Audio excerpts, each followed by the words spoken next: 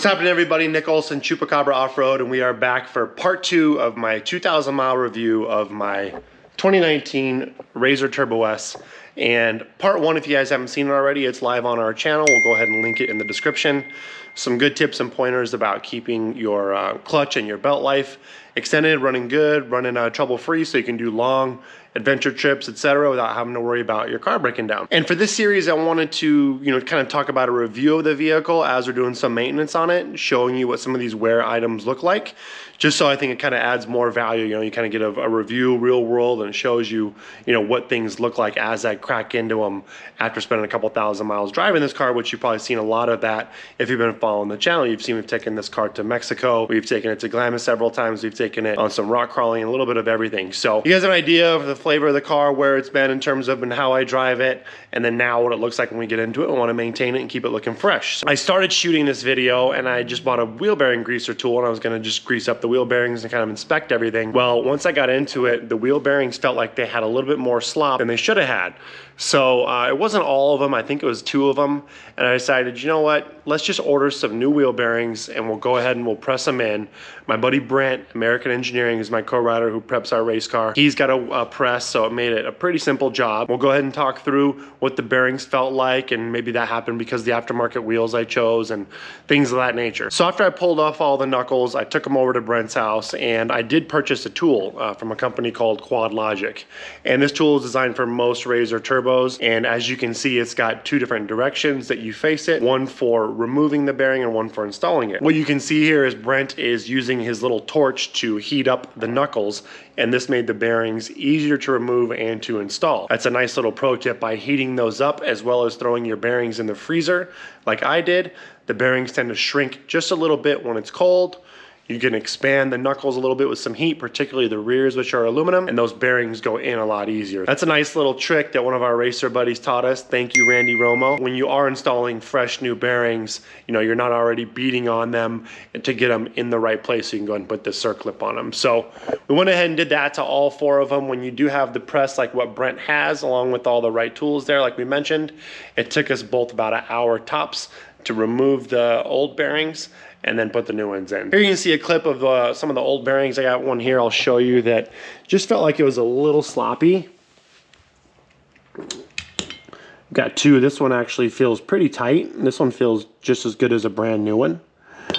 But here's the one where you can kind of see there's an excessive amount of play, and honestly I've seen worse when we pulled them out of the race car, but I want to keep this car fresh and worry-free, and if a wheel bearing goes out on a ride, it's not going to be very easy for us to fix. I want to keep this car as fresh as possible. We have some big trips. We're going to do a trip in Mexico. We're headed to Moab, and then we're headed to Baja. We want to keep her looking good and clean. I will be selling this when I do get my Speed UTV. Not sure when that'll be. 3 to 6 months, who knows, right? But in the meantime, got some big adventures planned for this summer. I want to have the car dialed. So here's what they look like, all set in. Brent likes putting the clips up at the top here just so we know if they're rotating or moving at all. And here's what they look like when they're all freshly installed. I'm going to go ahead and squirt a little grease in there. And there's a little bit of slopsy in 1 or 2 of these, brand new. So a little bit is not uncommon, but like I said, some of 2 of these felt pretty bad. So 2,000 miles, that's kind of what they look like. I think it's kind of let you guys know. Here's another reason to invest in some type of a rock guard. You can see I've run the Madigan rock guards in the beginning, and you can still see I got a rock lodged in there and kind of wore out the rear knuckle a little bit. So that's always important to do. One thing that I get a lot of questions about are the offset of the wheels. So I've got both of these variations of these wheels, the other being on my race car. These are the Method 401Rs, and then they make them in a 0 offset, which is on my race car. Honestly, it's harder for me to feel at the steering wheel, the feedback, one versus the other. I would say that these are probably going to increase your wheel bearing wear just because they stick out a little bit more. I definitely think the 0 offset is better for preserving wheel bearing life. So for this job on a Turbo S, you're gonna need a lot of different size sockets. From a 19 to take the wheels off, a 18, a 15, and I think we've also got a 16 millimeter, one of the bolts on the front, I think. So it's also a good reminder of what you pack when you're doing a long ride. I think it definitely makes sense to have a 1/2 inch full set of sockets along with some wrenches and then a breaker bar. So worst case, you do have to get into something like this on the trail. You can put your car back together or somebody else's, but it's a fair bit of parts. I kind of wish Polaris would do everything with like an 18 millimeter, but it is what it is. You know, an 18 and a 15 will get most of the items off here. Just some food for thought. If you guys are new to the sport, you're planning on doing a big adventure ride, think about why you would need to carry all the extra weight and have all these things. And they're obviously a lifesaver when you do have a moment, because people do break hubs, they blow out wheel bearings, they break axles, they break radius rods. And unfortunately, when a radius rod lets go or a Heim lets go, then you quickly get a bunch of other very expensive problems, like you saw of our race car out in Parker, where we broke the lower shock off. You know, and that's where you always need to make sure you have a ratchet strap as well too. So ratchet straps on every ride are gonna pay a big dividend.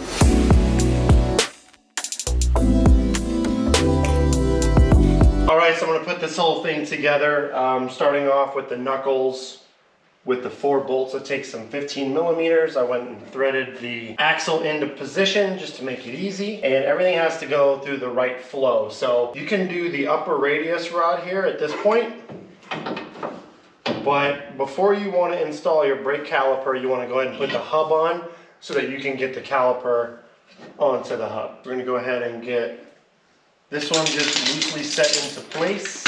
So Turbo S review, I had a couple thoughts on my mind. Always owned a 4-seat RZR, and really been a fan of the wheelbase. I mean, so much so that, you know, I've been always kind of hating on the CanAm 4-seater because it's so long.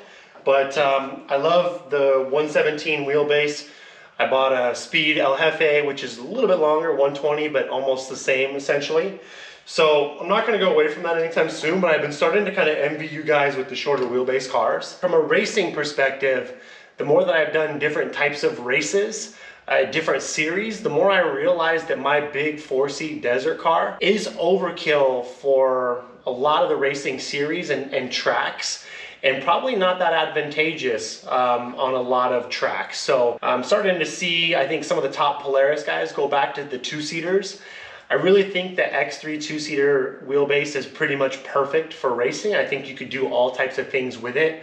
Guys are winning works races on them. Guys are winning desert races on them. I think that is really like an optimal length for stability, for performance in almost all situations. Our buddy Randy Romo, he's been running a loaner car, 2-seat Turbo S in the Best in the Desert Series, UTV World Championships, and he's been running strong and fast. I mean, his results have been just as good, if not better, than when he had his longer 4-seat desert car. I think that, you know, if you did want to get into racing, desert racing, more of on a budget, let's say you want to do a rally class build, or you want to do AMA District 38, maybe you want to do a works race, maybe you don't know, you're like me, you want to try different series, DP4. I think a 2021 2-seat Turbo S is hands down the best vehicle you can buy today. That also makes me think, like, man, the Speed Bandit, the little guy, the little 95-inch that sounds like, you know, they haven't sold that many of, would be an awesome little rally class desert race car.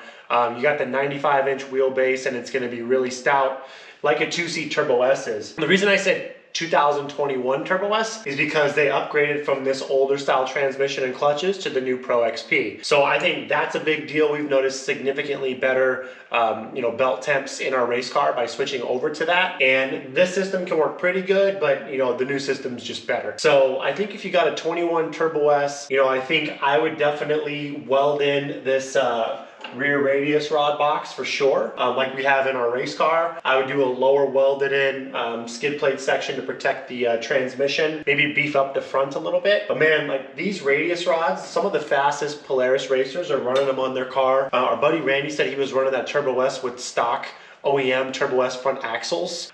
He did say, you know, that he went out to a different suspension kit, but there's some other teams that are just making some gusset kits for this stuff. And these stock, you know, suspension components for an OEM side-by-side are legit, you know. So I think you could definitely run these stock radius rods, at least the lowers. And then from there, if you do have an issue, you know, they're much easier and cheaper to find, as you guys know. And that just really brings the cost of racing down, because as I've learned, if you're gonna go racing, you need to have a beefy stock suspension kit, and you need to have pretty much a full spare suspension kit. So if you do want to do a big race, let's say you do UTV World Championships or something, and you have an issue, you want to be able to get to the finish line. So I think there's so many good things about this platform. I really think Polaris learned their lessons on some of the previous pitfalls, or just what, as customers are driving these things, getting more aggressive as the industry keeps doing, that they really just came together with the Turbo S. So, all right, so upper radius rod is in. All 4 of the hub carrier bolts are in and snug. Like I said, I threaded the axle through. And now we're going to push the hub on and get it in position so that we can install the brakes.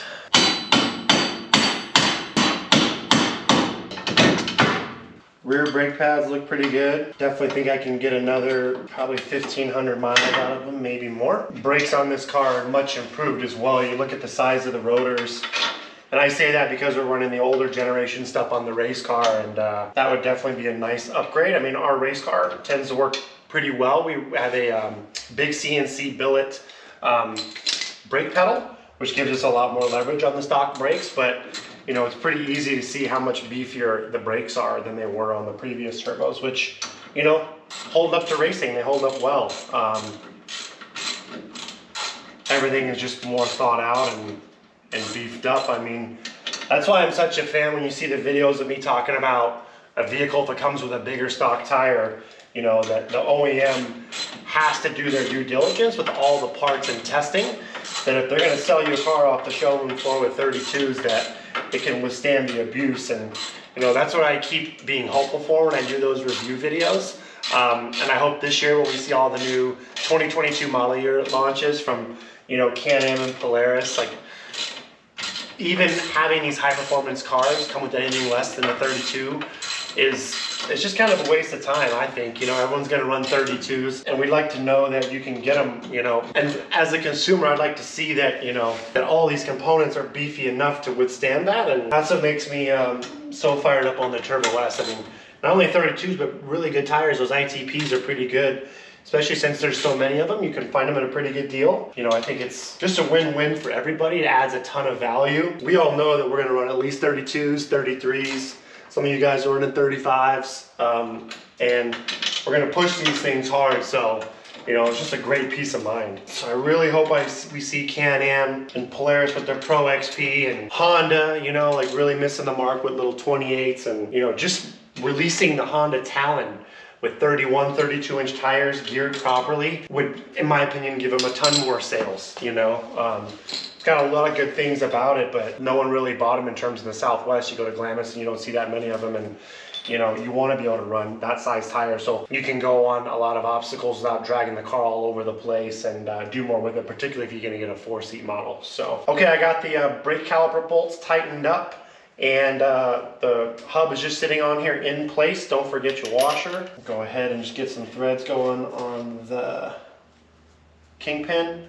Now I'm going to go ahead and route the bolt here for the lower radius rod, and this thing should be back together.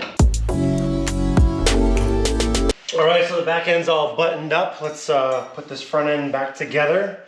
Real quick, I used my wheel bearing greaser tool, and I just kind of added several pumps to the new bearings. You can see there's a little bit of grease in there.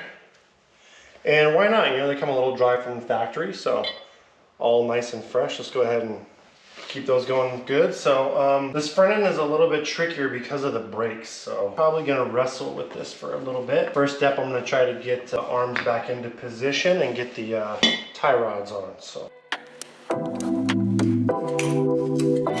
get the front brake caliper out of the way for now.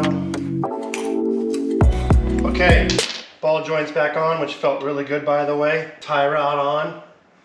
Steering box has been really good. Okay, everything's pretty much together now. The hard part with the front of this car is getting the brakes set up, getting those lined on with the hub. So we're gonna follow the same process as the rear by putting the hub into place.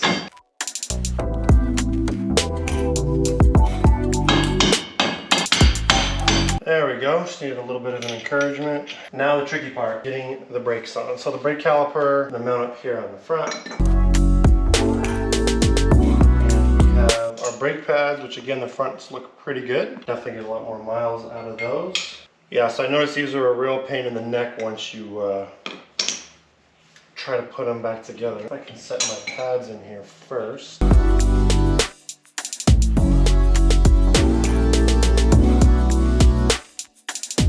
Okay, so the Turbo S here takes a 16 to put on the brake calipers, 15 to connect the front spindle to the upper and lower A-arm, and 18 to connect the tie rod.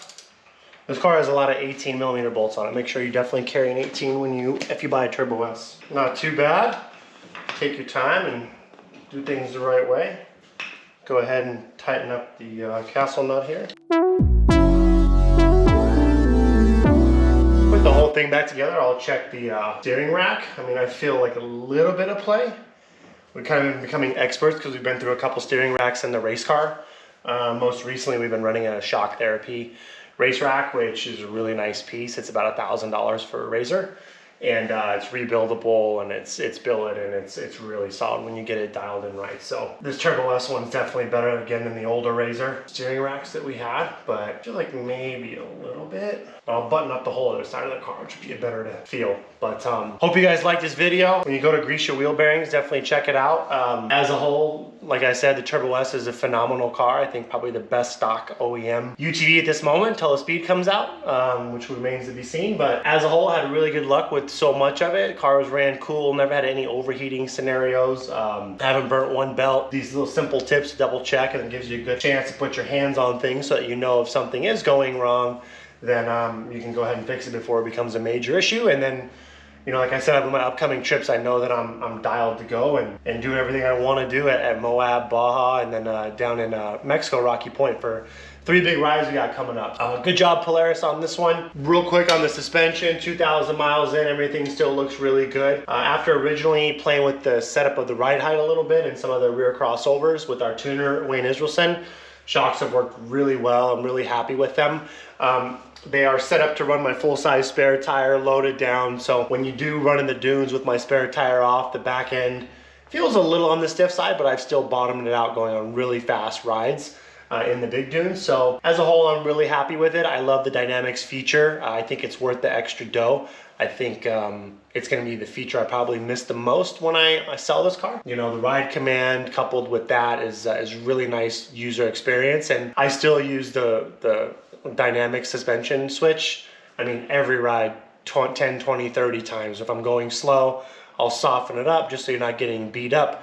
And then of course, run it in sport and firm mode when you're going quick or you're loaded down with more people. Can't tell you how many times I use that button. I think it's obviously where the sport's headed with CanAm, with Honda, and then now Kawasaki jumping on board. So I'm hoping Speed and everybody else gets on board with it and it becomes an integration in all OEMs. And I still hope that there's adjustment possible beyond that, because the switch is great, but you know, having crossover rings can really help dial you in. And then once you do get your stuff professionally resprung or revalved by a magician like Wayne Israelson, it just takes it to a whole other level. So, man, I don't know if there's much else I'd ever want to put on this car that I could be much happier with. We're testing new parts that we're working on. You'll see some more of those coming out, some storage stuff, some other things for protection, but that's where we're headed. I think it's a phenomenal car. I've learned a lot driving it, and haven't learned too much maintenance or hardships because it's been awesome.